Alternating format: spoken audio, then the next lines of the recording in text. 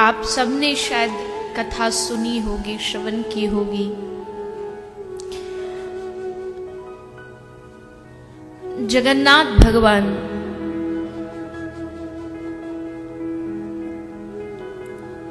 रूप देखा होगा आपने, बड़ा विचित्र रूप है। आज तक ऐसा रूप तो कहीं देखने को ही नहीं मिला होगा। ऐसे भगवान आड़े टेढ़े कहाँ देखने को मिलते हैं। आंख मानवों जैसी नहीं, शरीर कोई ढंग का नहीं, कहाँ हाथ है कहाँ पांव है, कुछ को अगर पता नहीं हो तो समझ भी नहीं सकते कि ये भगवान है, ये कृष्ण का रूप है। पर वो कृष्ण का रूप भी जब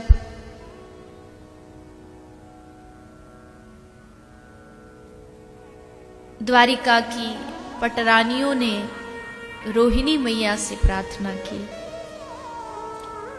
कि हे मां, हमने कई बार श्री कृष्ण को रात भर राधा राधा कहते हुए रुदन करते देखा है। ये कौन है राधा? आप बताइए, आप तो ब्रज में कृष्ण के साथ थी।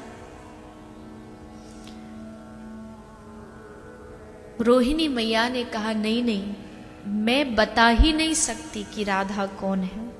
मैं क्या, तुम कृष्ण से पूछोगी तो वो नहीं बता सकता राधा कौन है ना। आप कुछ तो बताइए, थोड़ा तो बताइए। रोहिणी मैया कहती है मैं बता तो दूंगी, लेकिन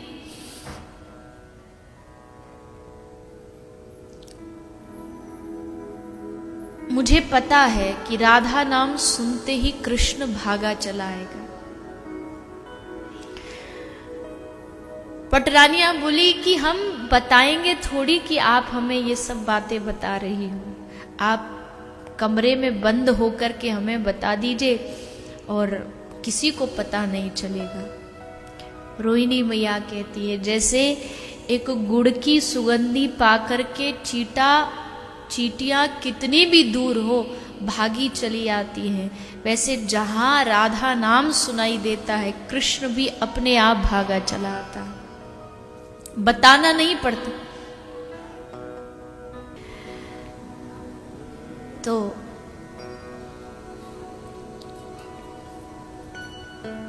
रोहिणी मैया ने समझाया कि राधा नाम तो जहां होगा कृष्ण आ जाएगा। बोली नहीं नहीं, आप चिंता मत करिए, हम दरवाजे पर द्वार पर कुछ द्वारपाल खड़े कर देते हैं। वो खड़े हो जाएंगे और वो रोक देंगे कृष्ण को। रोहिणी मैया ने कहा रे पागल हो गया, द्वारपाल कृष्ण को रोक देंगे? द्वारपालों की क्या हिम्मत, एक बार आज्ञा देगा उसको हटना पड़ेगा।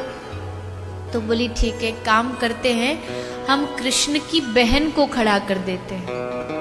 और कृष्ण की बहन है सुभद्रा, सुभद्रा को खड़ा कर देते हैं। बहन की बात को ये भाई काट नहीं पाएगा और ये रोक देगी, आ भी गया तो।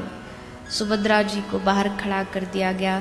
इधर बंद कक्ष में माता रोहिणी ने श्री राधा रानी के चरित्र को गाना आरंभ किया।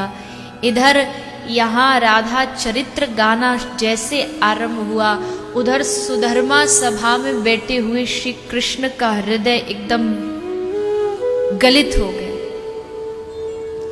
उनको समझ नहीं आया हो क्या रहा है। उनका रोम अपने आप रोमांचित होने लगा, अश्रु पुलक होने लगा, समझ नहीं पा रहे।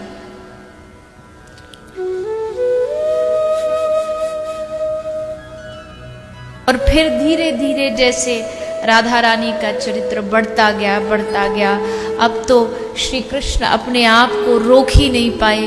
बलराम का हाथ पकड़ा और दोनों आ गए जहां रोहिणी मैया चरित्र सुना रही थी।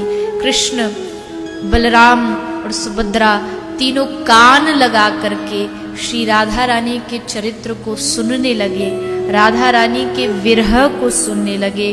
और जैसे सुना तो सुनते सुनते इतना डूब गए और प्रेम में ऐसा अद्भुत आनंद हुआ कि स्वतः ही राधा चरित्र को सुनकर के श्री ठाकुर जी का शरीर गलने लगा।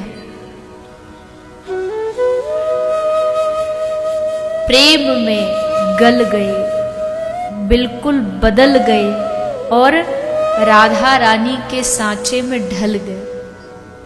एकदम हाथ जो थे वो भीतर चले गए, पैर धीरे धीरे गलने लगे, आंखें बाहर निकल आई। जैसे चरित्र को सुना वही कृष्ण बलदेव सुभद्रा आज भी जगन्नाथ में उसी रूप में विराजमान है। भगवान ने इस रूप के द्वारा प्रेम क्या होता है ये जगत को दिखाया है।